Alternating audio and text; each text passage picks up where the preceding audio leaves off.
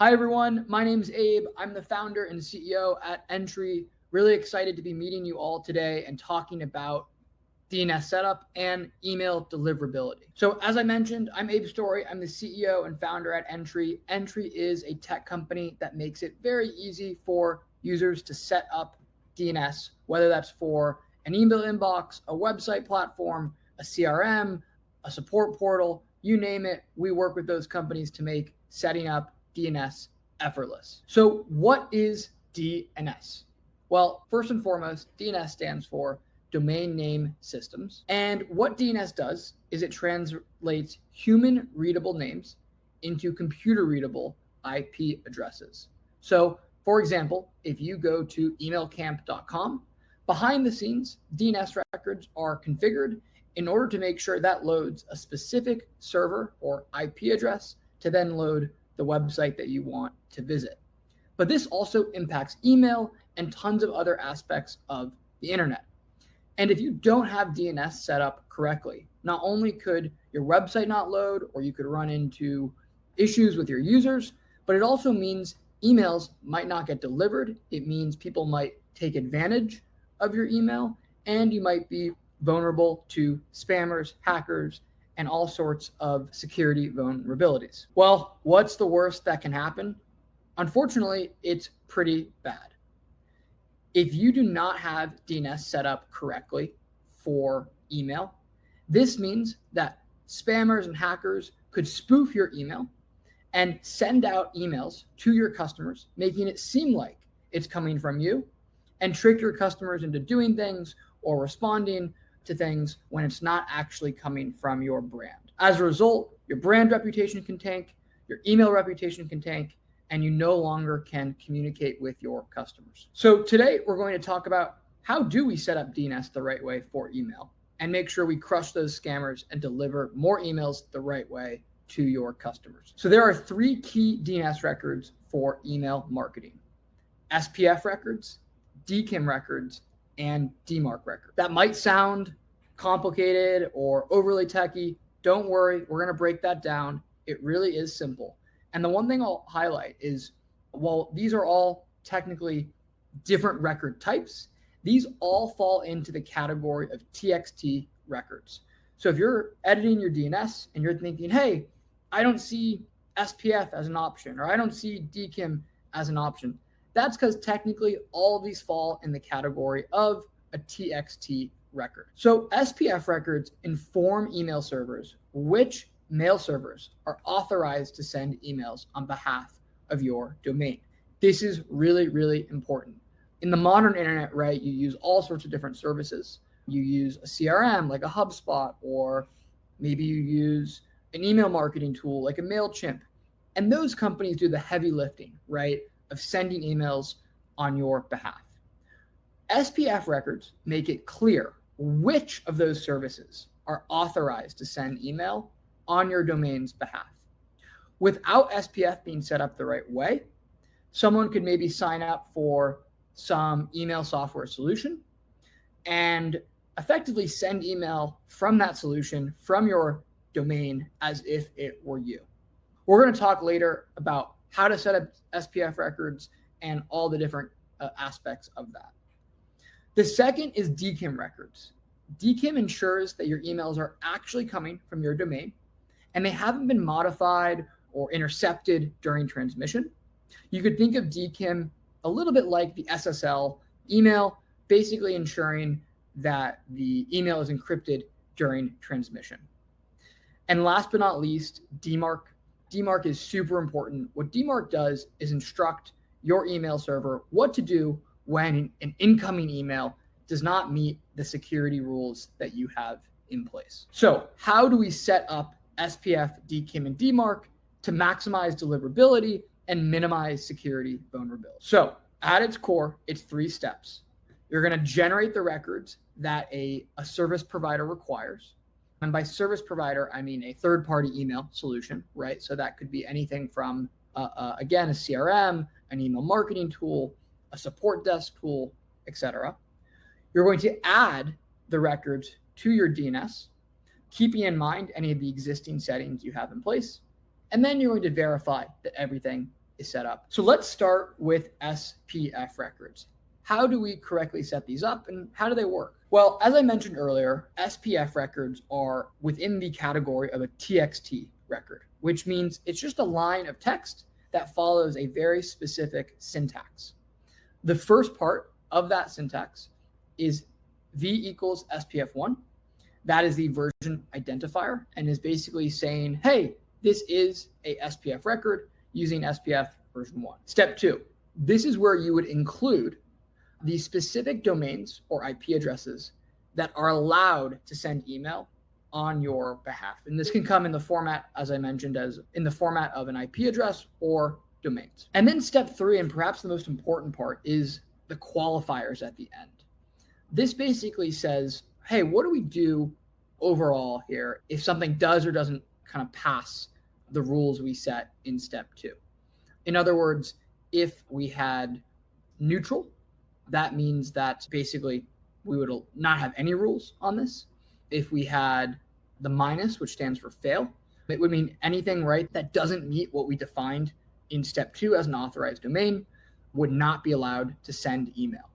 That is what I would recommend for maximum security. And then, right, once you choose the qualifier, you end with an all mechanism to indicate that basically, right, that all emails are covered by them. All right, so how do we set up DKIM? DKIM is a public cryptography system, which means you're going to generate a DKIM key for each domain you send email from. Again, this is a TXT record, right? So it follows a specific format and lives in the TXT record settings. It starts with V equals DKIM1 and then basically include your public key. This key is going to be generated by your email provider. So if you use Google Workspace or if you use Zoho Mail, if you go into your settings and you go into the DKIM settings, you can generate that key. You can copy it, paste it in your DNS records, and then run a quick test to make sure that is working correctly. We highly recommend that you rotate those keys periodically to be extra safe. This is kind of like updating your password every few months out of precaution. Awesome. Now we're going to talk about DMARC records and how DMARC records work. So DMARC records are designed to let you create various levels of policy to determine how you want to handle emails that come in that do not meet your security policies. So in other words, maybe an email comes in that doesn't have SPF record set up or has not properly authenticated their sending domain. What do you want to do with that, right? Do you want to let that land in your team member's inbox? Or do you want to quarantine it so it could be reviewed by an admin, or just outright reject it? That's what DMARC is. And that's what these 3 policies here reflect. None being, hey, do nothing, let it all in. Let's analyze it. Let's see what emails are coming in. That's typically where people start for a DMARC policy. And then over time, gradually increase the level of security, moving to something like P equals quarantine, which would quarantine an email and let an admin or an IT administrator review it and see if it should actually get sent to the recipient. And then lastly, strictly just rejecting emails that don't meet your security policy. So how do we format a DMARC record? Again, like the other records we're talking about today, these are TXT records that follow a specific structure. The DMARC record, again, starts with V equals DMARC1 to make it clear that this line of text is a DMARC record. And then there's a set of rules inside of the record. You'll see here that P equals none. That would basically say, hey, don't impact delivery. Don't stop any emails from coming in, but just track it, right? Just aggregate reports and track the emails coming in. And then this RUA tag would define where you want those reports sent to. Sometimes these reports are really hard to read and really complicated. If you're less familiar with DMARC, this is where I'd highly recommend you work with a third-party DMARC vendor. There's a ton of great ones out there, companies like Easy DMARC, Valley Mail, Redshift, and others. These will help you set this up and analyze the email traffic that you have and identify unauthorized usage. Most companies, right, like to start with P equals none. Again, just to not kind of interrupt people's workflows or stop any emails from getting sent. and just monitor things. Once you get comfortable with that, right, you want to gradually enforce your policy, because P equals none is not really doing anything from a security perspective besides just monitoring it. You can also do that using the percentage flag. In this case, PCT equals 50, which would say, hey, only apply this to 50% of email traffic.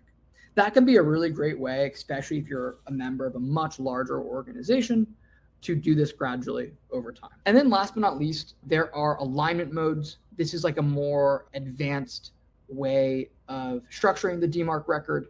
And you can use DKIM for DKIM alignment, and then also for SPF alignment, the ASPF tag. DMARC is especially important because email inbox providers such as Yahoo Mail, Google Workspace, and others are creating new requirements that say, hey, if you don't have a DMARC policy in place, in other words, if you don't have a correctly structured DMARC DNS record, you will go straight to spam, or your email won't even get delivered. This is a big potential headache for your business if you do not have this set up. So as of now, the minimum DMARC policy you need to have in place is P equals none. That is the bare minimum. And that is what Yahoo and Google are expecting today. However, very, very soon, that is going to change. And they're going to require, at a minimum, P equals quarantine. So this is not going to be a set and forget record. I highly advise you monitor industry news. You monitor the various policies that email inboxes are adopting. And if you're a smaller organization, I would also say start with P equals quarantine. Go straight into that level of security. See kind of what emails are getting flagged and quarantined, get comfortable with that, and then move to P equals reject for maximum security. The last record type we're going to talk about today is a BIMI record, or BIMI record. This is definitely one of the kind of newer, more avant-garde pieces of technology and DNS records that I think is really exciting, although it's still in its infancy. What a BIMI record does is tell an email inbox what logo and what information to show associated from your sender. So in this example here, you can see that Bank of America logo or Pinterest logo or UPS logo. That is all defined by the BIMI record, which again is a TXT record that specifically highlights the SVG file and the name of the sender. Now, unfortunately, right now, in order to use the BIMI tag effectively, you need what's called a VMC, a verified mark certificate. In other words, if you just incorporated the BIMI tag yourself, most email inboxes like Google or Yahoo, most of the time are not going to show your logo because you've self-signed it. What they want to see is a third party that has said, yes, this is indeed a logo from this brand. We've verified it. They are who they say they are. And then they effectively act as a third party auditor who approves that. The email clients want to see that as an extra measure, and this requires a verified mark certificate. Full disclosure, like, these certificates are a bit expensive. I believe they're a little under $2,000 a year, but it is a great way to really go the extra mile and show recipients that you are who you say you are, have your logo in the email, and even have a blue check mark as well. If you're a brand that's sending a lot of email, I highly recommend looking at this and considering making the investment. It signals to your customers that you are a verified brand. It's going to lead to higher open rates, higher click-through rates. So I'm a big fan of brands who I think go the extra mile and adopt a VMC certificate in combination with a BIMI DNS record. So let's talk about pitfalls, solutions, and some best practices here. So pitfalls. Well, the most common pitfall, right, is that folks incorrectly format a DNS record, or they don't monitor it. Maybe they set up the DNS record. It all looks right. It passes a few checks. And next thing you know, your entire team's emails aren't sending. And so I would say, this should never be a set and close your eyes, right? It should be a set and actively monitor and engage. Similarly, right, you can never check your DNS entries enough, especially when you're making updates and when you have existing records. Your email service provider also should have best practices on their docs we encourage you to reach out to them and ask them for their best guidance. There are some tools that I think make this much, much easier depending on what software you're using, of course, and what your email client is. First and foremost, right, Entri makes this really easy. Entri lives inside of SaaS platforms to set up DNS. On the next slide, you'll see some of the platforms that we work with. If the email provider or the SaaS platform you use does not use Entri and you want it to, reach out to us, hello@entri.com. We'll do what we can to make that a priority. Second tool is the DNS checker. This is like the Google Dig tool where you can quickly see what records have been added to your domain and what's been propagated. Third is the Google Postmaster tools. Google has put together an incredible kind of email analysis tool called Google Postmaster Tools that does a great job highlighting any potential issues with your current setup. And then 4 and 5 are MX Toolbox and the SPF record generator. These are great tools to analyze your current email records and then also use a template to generate new ones. As I mentioned, right, the easiest way to do this is to use a platform that uses Entri. Entri makes adding all the DNS records you need to be compliant with email very, very simple. Here are just some of the platforms today that use Entri. It's companies like Mailjet, Klaviyo, Brevo, ActiveCampaign, ConvertKit, ClickFunnels, Kajabi, and many, many more.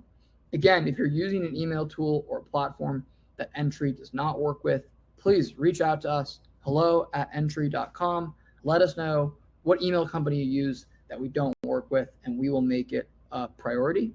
But the beautiful thing about Entri is we detect automatically who your DNS provider is. You log into your DNS provider, and all of these records are added for you without you having to think twice about it. Last but not least, some final resources and key takeaways. So if you are sending email today and you are sending to your customers, I understand that this says bulk senders. I would say bulk would be any company that is sending more than 100 emails a month. And technically, I think the bulk sender requirements, to be clear, are much greater than that. My point in really making this only 100 is that this matters to you, regardless of if you're sending 50,000 emails. Why? Because these policies are getting stricter and stricter every month. And that's for a good reason, right? This is all designed to make the internet a safer and more secure place. It just requires a little extra legwork on businesses that send emails. And that means setting up DMARC, SPF, and DKIM, and staying up to date with these practices and with the various policies that the email providers are putting in place. That's all I have for you today. Thank you so much for making the time to listen to this. If you have questions, please throw them in the chat box. Myself and a few of our team members will be sticking around to answer any questions you may have.